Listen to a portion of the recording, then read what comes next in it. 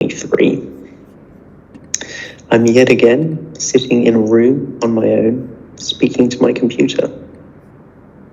I really look forward to doing an in-person event at some point where I'll be able to hear what the audience is saying. I'm just waiting for Martin to give me the thumbs up when we're ready to start. Okay, we've got about a minute to go, so I'll just give people a little bit of chance to join. We're going to be live on YouTube today. This is my first time live on YouTube with KAWO. We'll have to see how it goes. I'm not a big fan of us recording these things and putting them on YouTube because I always feel like webinars are a little bit less professional than videos, but hopefully you guys will enjoy today's topic. I'm now getting a call, just not now, okay. Right, let me just silence my notifications. Let's just quit a few things. Give us the best chance of having a smooth webinar today. Okay, so it's 10 o'clock and I think it's time for us to get started. Hopefully everybody's already online and listening to this. Hopefully you can all hear me. We had a few technical issues when we did a webinar last month, but I think we are on top of them today. And thank you so much to Martin, who's providing me technical support today. So, peeling the onion, my goodness. When I was asked to come up with a topic for a webinar by our marketing director, Kelly, I really didn't want to talk about what she suggested. She said, Alex, please can you give us a talk about the latest trends in marketing in China in 2023? And I think anybody that's known me for a while will know that I hate talking about the latest trends. I'm somebody who is much more about the long term, the big picture and the big vision. I think trends are just froth on the surface, things that come and go quickly and don't really make a big impact. So why is this talk about an onion? Well, I don't think anybody on this call, unless you've attended my talk last month, will have ever attended a marketing talk about an onion. So I thought, how can I get people's interest? If I just put out a topic that said, latest marketing trends in 2023, it would just disappear into the noise of all the other people giving talks about trends in 2023. So this talk is about an onion instead. And I do want to warn you, this marketing presentation doesn't contain any trends or predictions. So if you came here hoping for me to tell you what it is you should be doing in 2023, the latest tips and tricks, probably a lot of this will not be exactly what you're looking for. But I think you'll find something really interesting in today's talk. I certainly really enjoyed the research for this talk. I always go looking for kind of an interesting answers to questions that I have is usually where I find the most interesting talks are. And so what I actually did today was I tried to answer the question which I had about marketing in China in this current economic climate. And I'm going to share with you what I found when I tried to answer that question. So one of the things I want to try and do today is to help you stand on top of a high point and to look at the big picture. It's so easy in our daily lives at work to get focused on small details and little things, but actually it's the long term that really makes a difference. And we're going to be coming back to this theme many times in today's talk. One of my favorite quotes is that the days are long, but the years are short. And I find this to be very true. You can often be sat there at 10 a.m. thinking, when's it going to be lunchtime? At 3 p.m. thinking, when is it going to be 7 p.m. and I have to leave work?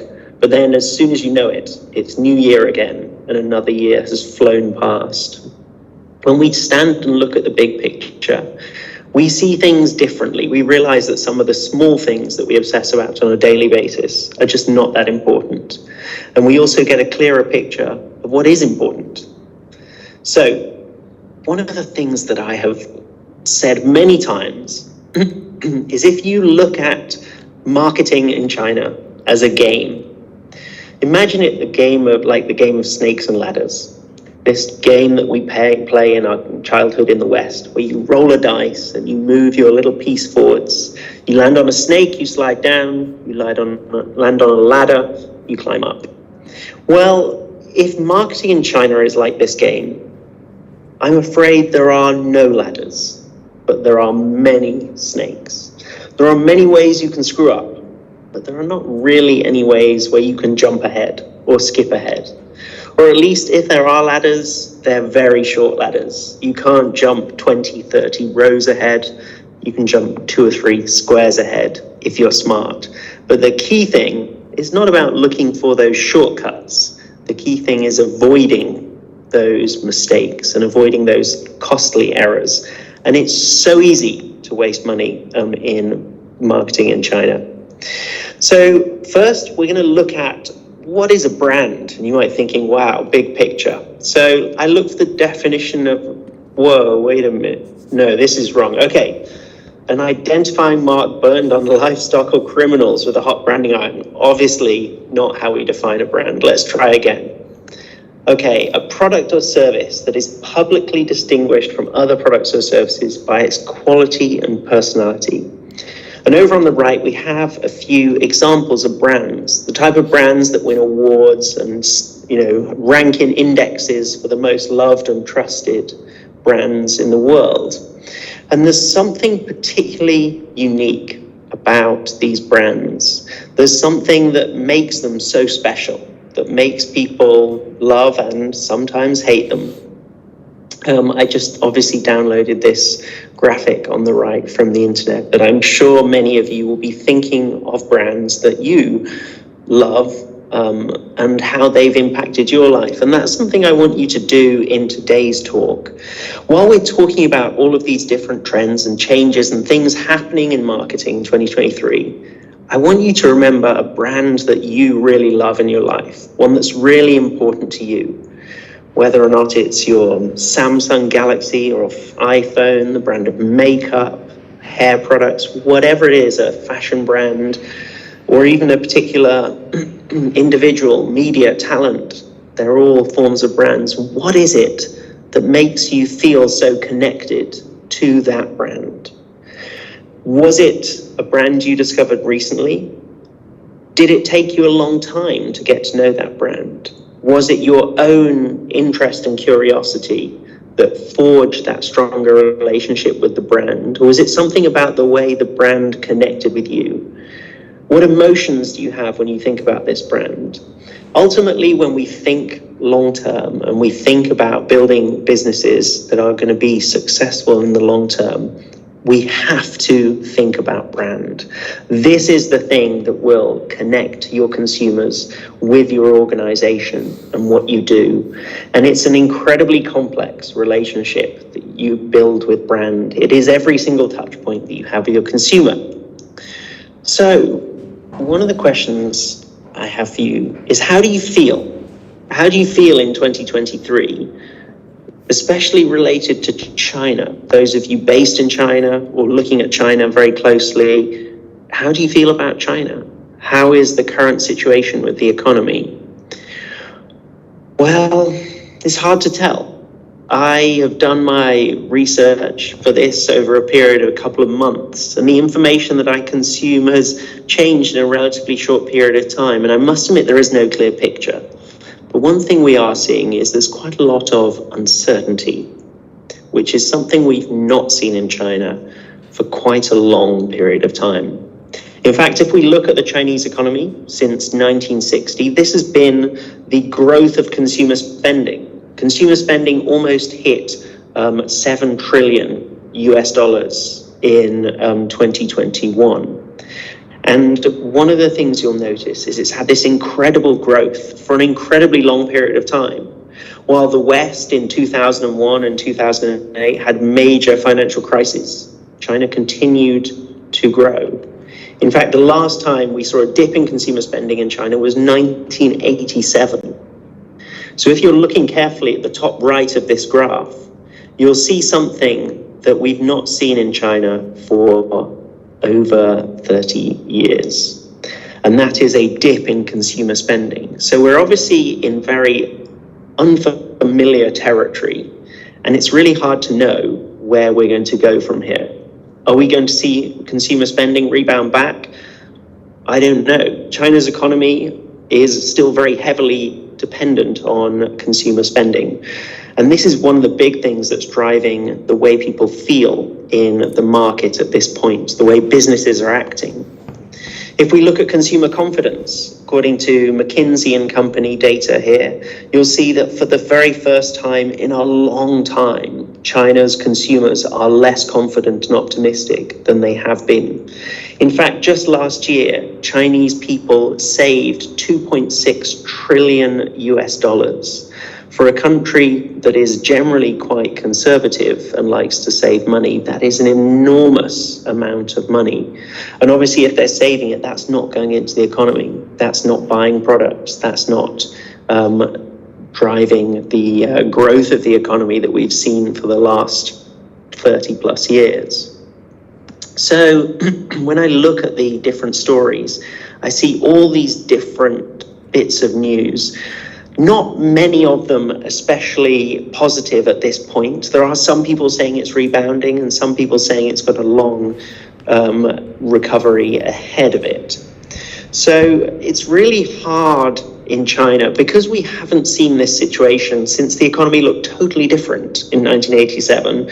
It's really hard for us to learn from China's recent history. This also leads me to a question, is this partly a new type of normal we're seeing in China? We've heard for years that the government is trying to bring China's economy to a soft landing or a gentle slowdown. Are we already there? Are we already in this new phase of the economy in China where things are going to look decidedly different to the very aggressive growth we saw in the last 10, 15, 20 years? And obviously, what does this mean for marketing? Because you're all here to learn about how this is going to impact your marketing in 2023 and beyond. So I went looking for this answer, and one of the first articles I found was one from the Harvard Business Review, How to Market in a Downturn. This was written in 2008, 2009 by two economists, and they did a huge amount of research into how businesses performed during the 2008 and previous financial crises in the West. Actually, China's economy these days looks a lot more like the economy of a country like the US did in 2008. So this is perhaps the most useful way we can look at what we should expect and what worked well and what didn't work back in 2008. This is a very interesting, well-written article, and we'll share it with you after this talk. But I'm going to be picking some highlights from it and also mixing in some other sources to look at what we can learn from how businesses marketed to their customers in a previous downturn. So what do you think marketers should do? There's probably quite a lot of you thinking the same thing that a lot of other teams are doing, which is about cutting spending. So one of the very first things this article says is don't slash the marketing budget. It's a lot easier to slash marketing than it is other different budgets in the organization. You plan to spend money on materials and production on a lot longer time scale than you do marketing. It's also a lot harder to fire production workforces and reduce those costs as quickly. Whereas marketing seems to be a lot easier to cut. But according to this research, that is one of the biggest mistakes that companies can make, is to just instantly slash, make major cuts to their spending in marketing. They say you can cut, but you have to be very precise and very careful about how you cut that budget and about how you spend it.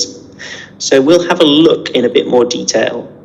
One other thing which I'm afraid I've felt for a long time in China is that a lot of teams in this market have been more lucky than clever, I'm afraid to say.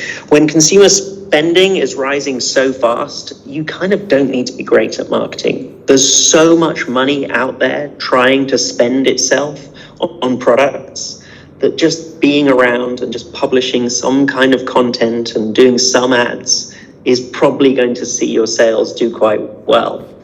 That becomes very different when there are suddenly more products available than there are consumers willing to buy them.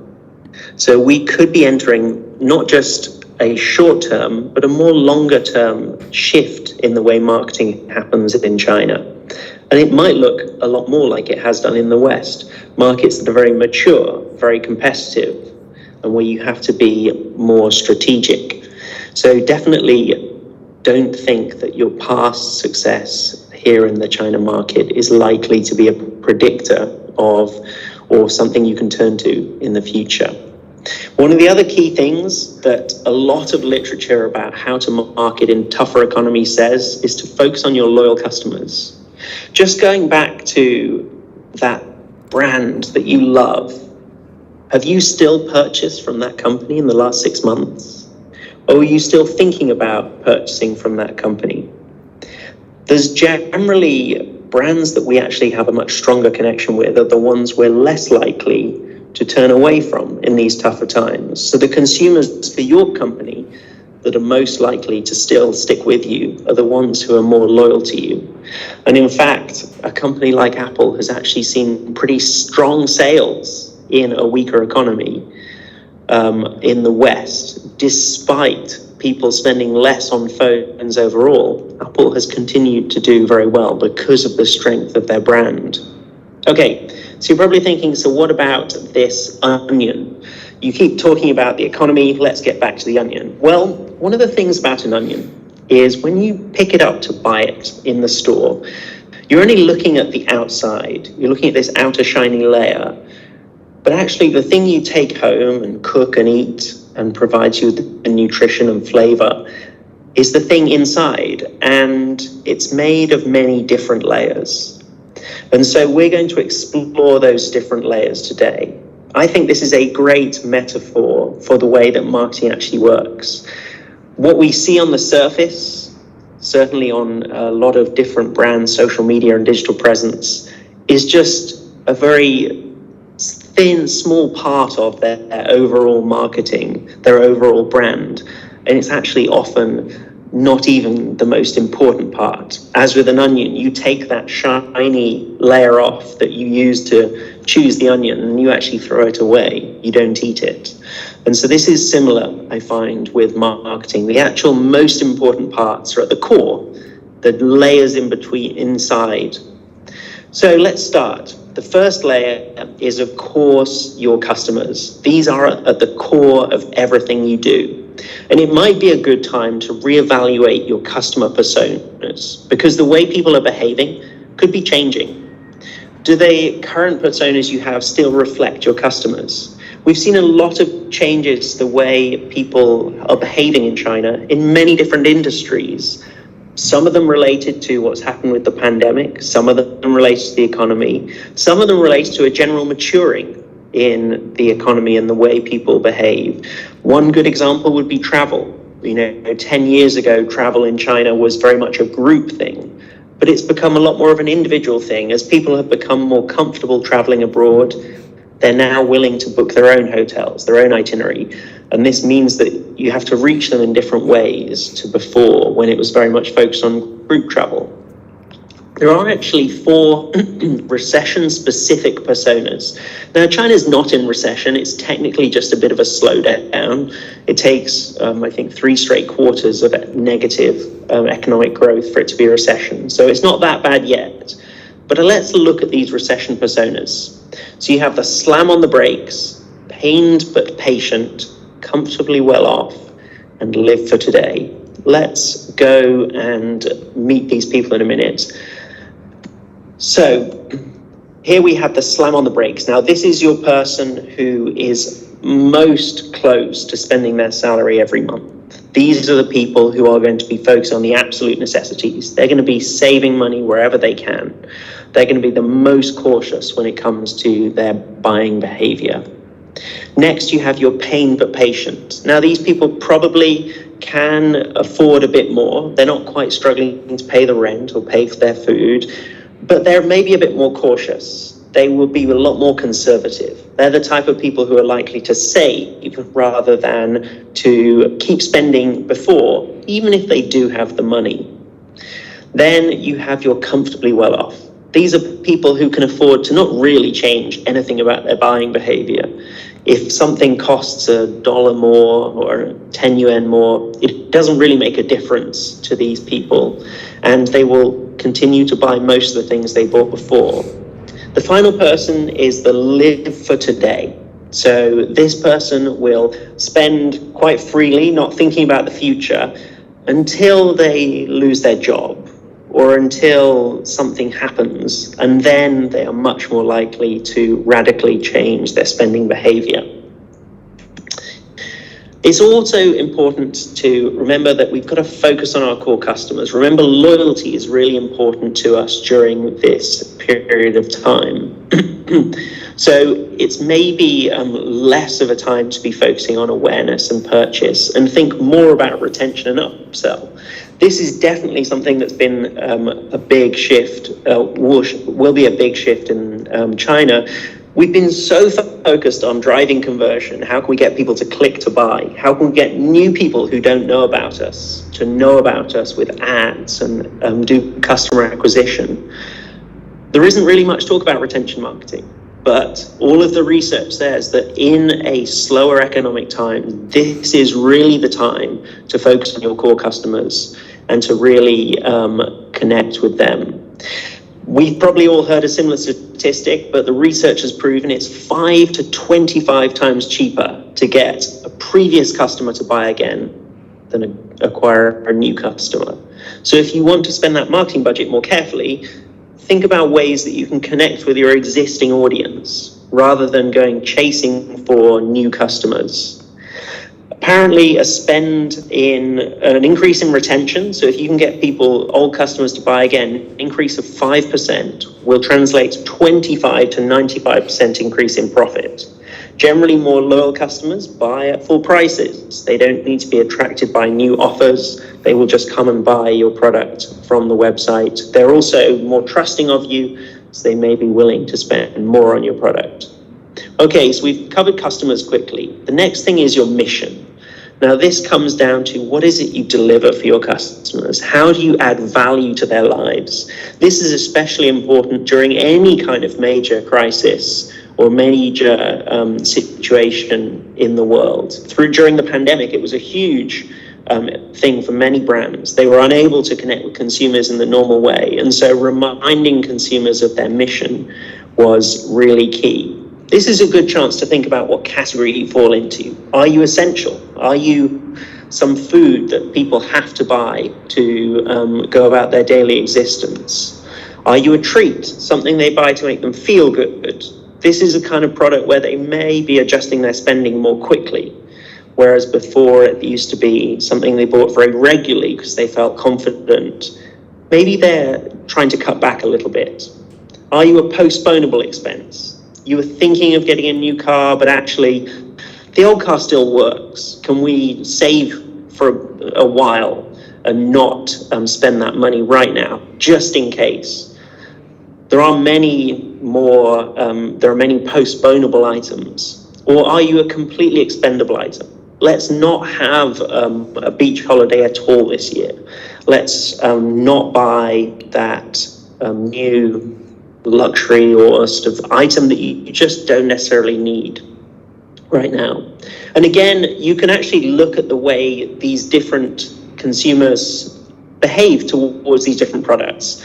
Essentials, your slam on the brakes customer may be looking at lower price alternatives. Before they were buying the branded version, maybe now they buy the store own brand version. There are the pained but patient. They will maybe look for deals, coupons. Maybe they'll buy treats less frequently. Again, we're going to share this link with you so you can read the full article, but you can think about your product and how it relates to different customers and how maybe you want to adjust the way you're talking to those customers. Okay, the next thing is your brand values. what is it you stand for? And this is a particularly key way that you connect with your audience. And it's a great chance to reconnect with them. So again, Harvard Business Review tells us that this is one of the best ways, investing in this is one of the best ways to reduce your risk. As far as I know from my experience working in marketing in China for 15 years now, I don't know any other way to be profitable in the long term other than building a brand.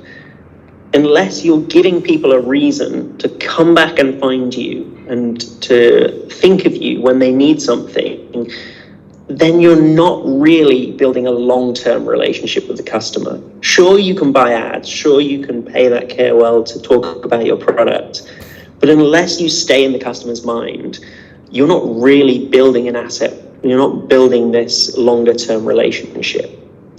There's a lot of companies that panic and they cut spending on branding during a lower economic time. It feels like a luxury. It feels like something that's less important.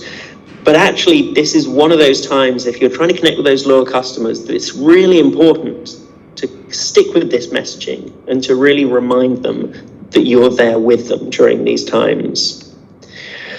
This is a great example of how a brand in China managed to alienate quite a few of their customers. There was huge protests. Tesla owners were furious about price cuts. Tesla's sales in China were slowing. There's huge competition in the electric car market.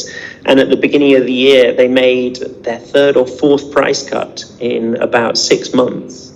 And many Tesla owners were frustrated, especially if they'd just bought the model at the previous price, or if they felt like it was devaluing their premium car by making it look cheaper. We're going to come back to this story a little bit later, but this is where it's important to maintain that brand positioning. There's a danger that if you alter your brand too much in reaction to short-term economic pain, you can cause longer-term damage. Okay, so the next thing is your strategy.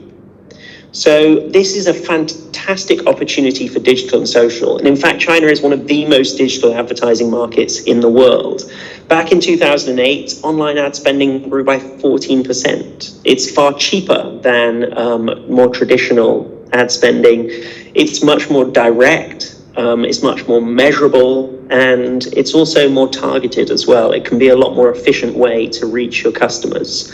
Although we're seeing a lot of headwinds in this area, it's increasingly difficult to get organic reach, especially on social media in China. So we're going to come back to this a little bit later. But although digital is a huge opportunity, especially because people spend more time online, it's not necessarily getting any easier in China at this point. There is a huge amount of noise. The market is very much saturated with information, and a lot of consumers are getting frustrated that they're bombarded by adverts everywhere. I certainly am annoyed that every single time I open an ad, I seem to get a home screen ad pop up. There are paid ads throughout these platforms. So this is a key point at which to be conscious of that ad spending. And we'll be talking about this a bit more. One other interesting anecdote is, depending on what people need, they may change their behavior. Back in the last recession, with so many people searching for jobs, platforms like LinkedIn saw huge growth. So there could be places that consumers shift their attention to because of the different changes. We've not seen huge layoffs in China at this point. We have seen quite a few tech companies cutting workforce, but there's definitely different opportunities in the market. Okay, the next layer of our onion is messaging. So this is the part that you can adjust and tweak more quickly. Your brand values and strategy generally won't really shift too much, although you may articulate them slightly differently during this time. So one of the things we found in this research was that reassuring messages and empathy are a key thing for brands to demonstrate. We saw this with Nike and Adidas and many other sports brands during the pandemic, creating special commercials that talked about how you could still be an athlete, still work out in your own home. Brands were not trying to sell products at that point. They were just trying to let people know that they got it and that they were there and that it was a pain that we're all going through together.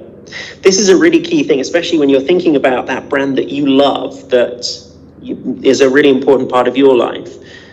I'm assuming that in your work life, you want to create a similar brand. You want to really connect with an audience in a more deeper and meaningful way.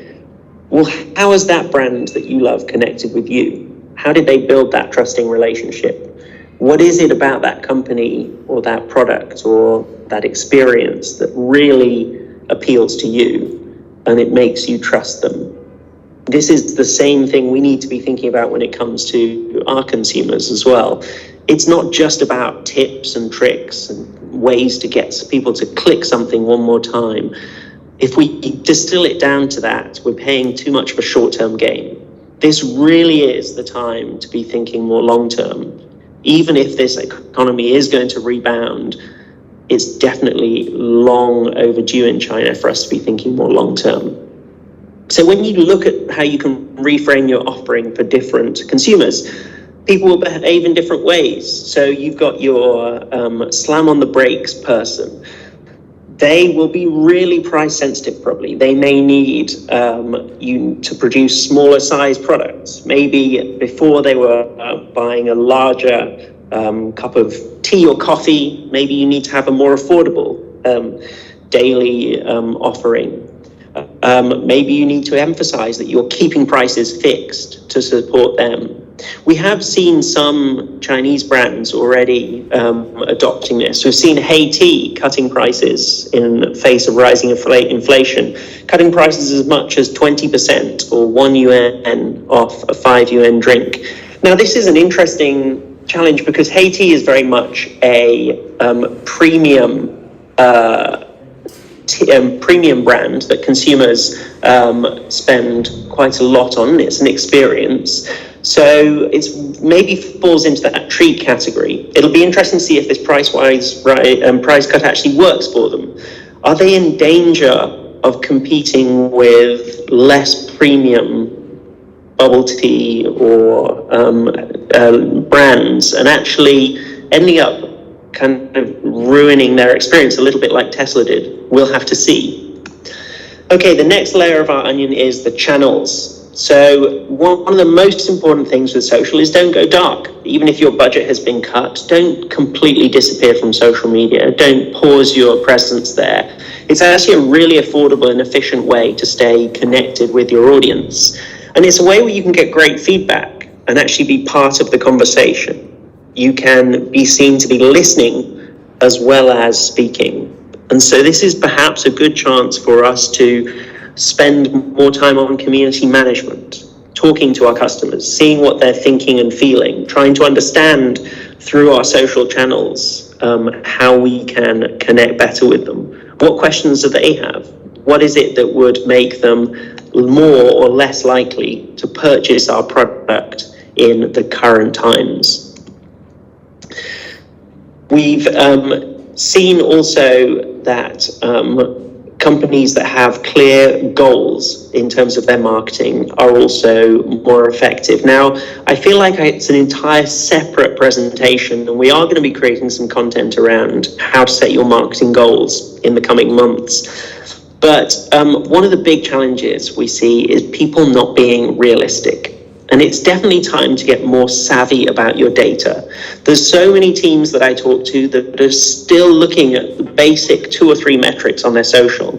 There are so many different, more interesting and more important ways to measure your social presence. Get into those more interesting metrics that tell you about the quality of your content. How effective are different messages connecting with your audience? And be key with your stakeholders, whether or not it's your boss or you're an agency and it's your client, be key to set expectations accordingly. We are not currently in a situation where it looks like there is a huge rebound in the economy yet. So let's temper our expectations, especially if we're a product which is in one of those categories that's a treat, a postponable, or even something that people don't necessarily need. Let's be more realistic about what we're going to expect. It's crazy, some of the things I've been hearing where teams are saying our budget has been cut in half, but our KPIs are twice as high. How can you expect to get twice as high results for half the money you were spending before? It doesn't necessarily logically connect in many cases. I also think that it's important to focus more on the impact you're having, not just doing things. This is such a danger in general, but instead of looking at how many pieces of content are we creating, what is the impact we're creating with that content? How much organic distribution of our content are we getting? Are we getting people sharing content? Are they commenting? Are they starting a conversation with us? What kind of feedback are we getting? Try and think about really the purpose of your social content and your digital content. Don't just think about how much of it you want to create, how many impressions you want to get. Really think about how that is turning into a better connection with these loyal customers. And I don't just mean repeat purchase. I mean, think about how you're connecting with people in ways that are developing this brand and this relationship that is going to help you in the longer term. Okay, the next layer of the onion, your content plan. Now, a lot of this is kind of general advice, but then there are some really specific ways we can tweak this during these different periods of time. It's important to really have a clear and structured messaging calendar during this time. So we've talked about how your product relates to the audience during this time. Are you an essential or a treat? And think about how you're talking to people around these different periods. We've just had Valentine's Day earlier this month. What was the messaging there when it came to how your product or your service connected with your consumers during Valentine's Day? Was there an aspect of thinking about what they're feeling in these uncertain times and how that might be affecting their Valentine's Day? Think about how you structure this calendar, all these different ways that you're trying to position your product. If you're a treat and you're trying to sell smaller packages, maybe so your consumers can still experience your product, or maybe you're keeping your prices fixed. How are you getting that across to your consumers in multiple different ways over a period of time? And how much of your messaging is that taking up? And then it's also important to really make sure you're connecting each message to who is it for? I often wonder when I look at content created, who was this intended for? What was that person thinking or feeling? Why would this message connect with them?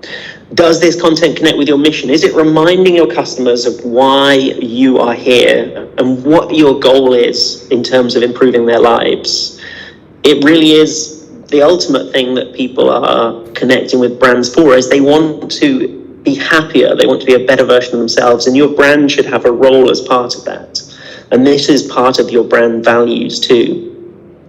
Okay, so next is process. Now, one of the key things that happens during weaker economies is we see teams get smaller. We see people having to do more with less people, and this is where having better and clearer processes can really improve that. If you want to do more, better, and faster, it's an opportunity to review the way you are working on things.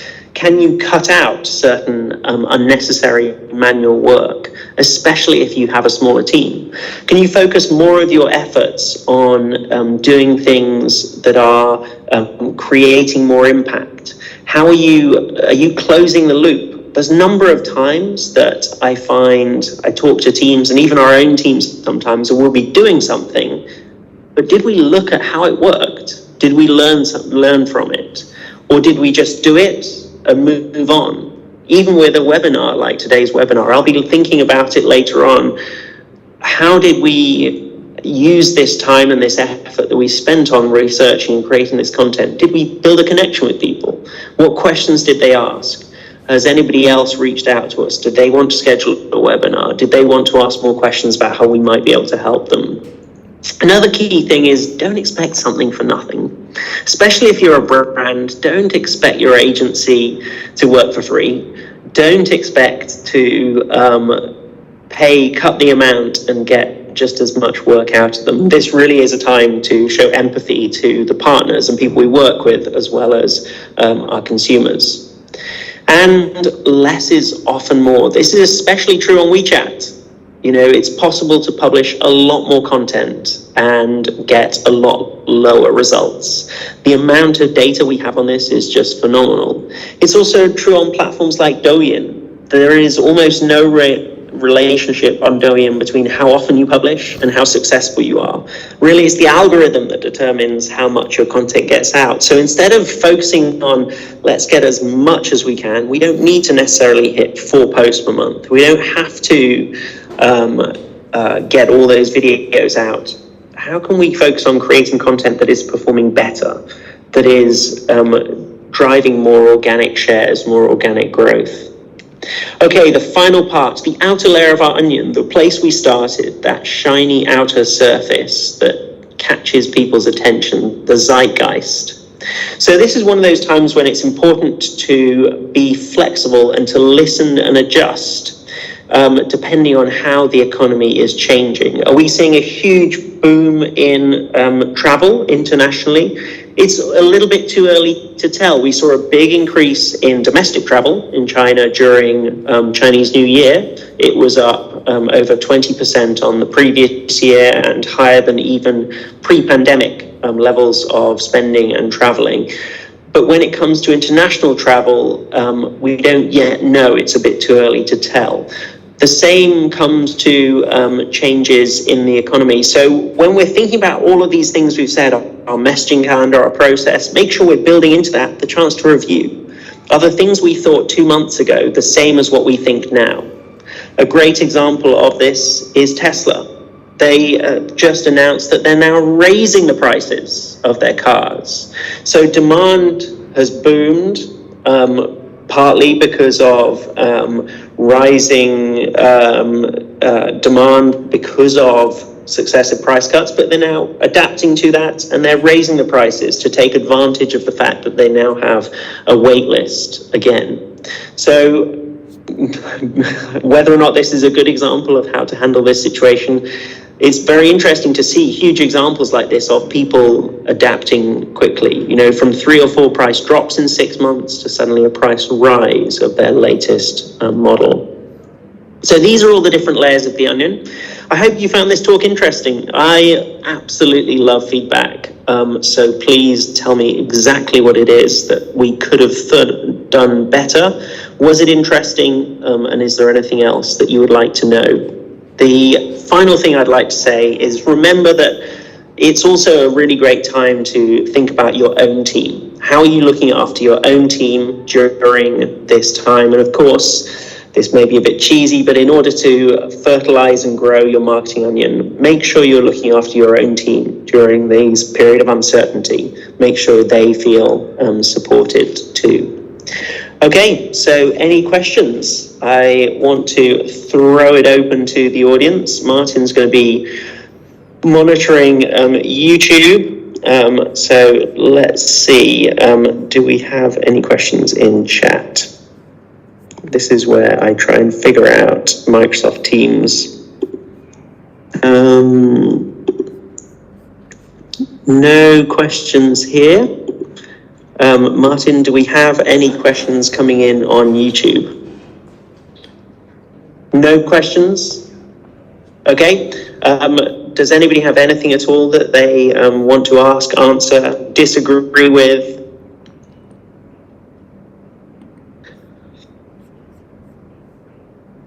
I can see somebody's typing. Hopefully you found this interesting.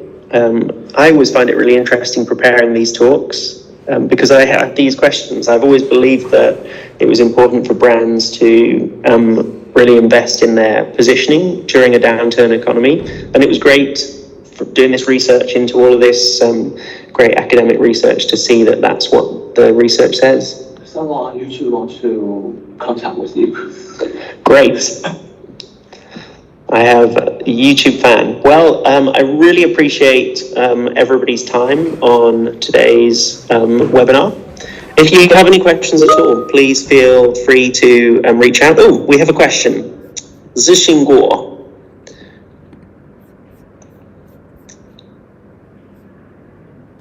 Yes, you will be able to restream the presentation afterwards on YouTube. Although I must admit, I hate recordings of webinars. I'd much rather we did an edited video. Because so much of the time I fluff my lines when I do it live.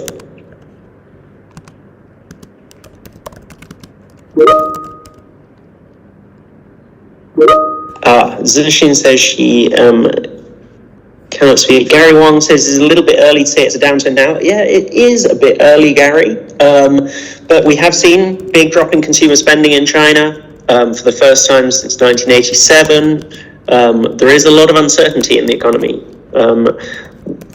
Quite what is causing that, it's hard to say. But I think even if we're not in a downturn in China, thinking in a way that is more long-term will definitely benefit businesses at this point. Any business that has been just spending their focus on customer acquisition and not loyalty, as we see the economy start to slow down, every customer you acquire is likely to be somebody that used to buy your competitor's product or could buy your competitor's product. This wasn't the case for the last 10 or 15 years. There was so many dollars going looking for things to buy. And so we are now in a time where you need to think more strategically. It really is about why are people buying your product and not your competitors? Why are they making that decision? And how can you boost your loyalty and retention? This is the way the West has been for a long time, I feel. And so, okay, Zixin says, I would like to know how to facilitate communication between HQ based in foreign country and local team. Oh my goodness, Zixin, this is a subject for an entire separate webinar. We actually covered this quite a bit in our ultimate guide to China in 2021. We interviewed two very interesting people. We interviewed Edward, who ran a small market entry brand in China. He was based overseas and he had an agency here, he had a team, and he had lots of advice based on the mistakes that they had made. I can share the link to this. It's actually kawo.com/guide, and you'll find the ultimate guide and you'll find that interview. There is another fantastic interview with Carol Shen, who was former CEO of Estee Lauder and Gucci in China, and she talked a lot about how it's important to find a balance. China teams need to be more open with their team overseas, which is something we see that's a big problem. We see a lot of China teams wanting to not be quite so transparent about things. And then I think they need to be, the Western teams need to be more humble as well. It depends. We see a big difference. Like certainly French companies, we see a lot more likely to think that they know what China should be doing, and German companies tend to have this more respectful sort of approach to marketing in China. But it is really about making sure you have that clear dialogue. I would definitely recommend you read those two interviews in the Ultimate Guide that we published. The advice is still relevant today.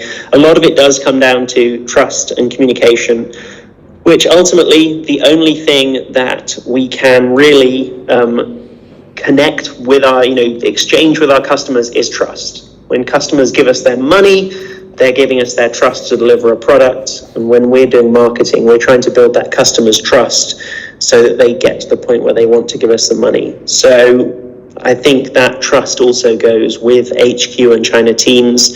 Although you may not physically be able to meet, making sure that you're educating in both directions. And that is something we've tried to do with our company as well. Like if you read the Ultimate Guide, it really is in some ways a love letter to the incredible richness and diversity of China as a country and its digital ecosystem. in a way that a foreign team could develop that same passion that we have for it, that we put into writing that guide.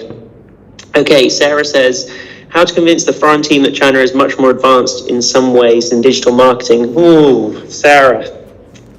China is more advanced in some ways in digital marketing and less advanced in other ways. So again, it comes back to this push and pull. There are very few teams I meet in China that really get brand building. But in the West, there are some phenomenal teams when it comes to brand building. It very much is in the DNA of a lot of these European and huge Western companies to build these amazing brands that build this strong connection. Why are people such fans of Pepsi versus Coke, or Apple versus Samsung, or whatever the product is? These Western companies have got phenomenal brand building experience. But yes, China does have this advanced digital ecosystem. So it's about blending the best of these two worlds. There are still very few strong brands built in China at this point. And so it's, as well as convincing your foreign team that this is an advanced ecosystem, it's also really worth trying to learn from the team overseas what has made them so successful in the West, and how to replicate or find ways to be successful at building that brand in China. How that brand looks in China may not look like it does in the West. The consumers here are at a different stage. But ultimately, people in China work the same way that people in the West do. It comes down to trust. That's why they buy products, because they trust that product is good. They trust it's well researched, well made, it's fairly priced, that it's going to last, that it's worth their hard-earned money. And so trust is the ultimate factor. Shengping Sui says, thanks for the presentation. Do you think the economic change in China is going to affect terms of higher education industry, and what strategies would you recommend to avoid any possible downturn? Well, depending on where you are in higher education, we've seen the government has relaxed a lot of their policies when it came to, there were very strict policies a couple of years ago towards the education industry in China. We're definitely going to see Chinese students traveling to study abroad. That is for sure. Chinese families put huge emphasis on education for opportunity and social mobility, and you're going to see that is going to continue for a long time to come. I think there is, from people in my own team and seeing how much traveling to study abroad has transformed their lives, I think this is something we're going to continue to see. I was actually, one of my real highlights of 2022 was attending the ceremony celebrating the establishment of diplomatic relations between China and the US. And there was this fantastic moment that somebody talked about where Deng Xiaoping was talking to the negotiators, and he said, could it be possible to increase the number of foreign students that America is willing to take from China from 5,000? Could we increase it?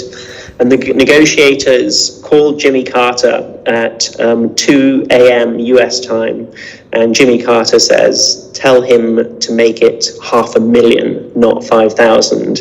And there's over 6.5 million students have gone to study from America to China and vice versa in the time since those diplomatic relations were established. And it's things like that which are a huge driver of this trust and this connection between cultures. One of the best ways to have a better relationship with your HQ is to have people who have worked in the same country, speak the same language, have traveled and studied, and that understand the culture of a foreign company when they are talking about it and marketing it, and have that love and that passion. I know that many different members of our team now and over the years have spent time in European or Western countries and come back with a love for different aspects of that culture. Paloma, who works in customer success, loved her time in Spain. Sunny, who works on our sales team, loved her time in Scotland, in Edinburgh. I think education and that kind of cross-cultural connection is a super important part of this economy, and I hope we see that come back.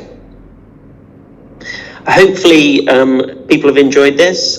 Feel free to ask any more questions. It's a great pleasure to get to share with you guys. And yeah, I love to answer any questions. And we'll send you the link to the original article, and we'll also send you a link to the video. And if you want us to schedule a talk for your team or for anybody else, just drop us a message. I did about 40 webinars last year about marketing in China, and so we're always happy to talk to your team and learn more. Thanks ever so much, guys. Have a great evening. It's nearly 11 p.m. here, and it's time for me to go to bed. Have a great evening. Bye.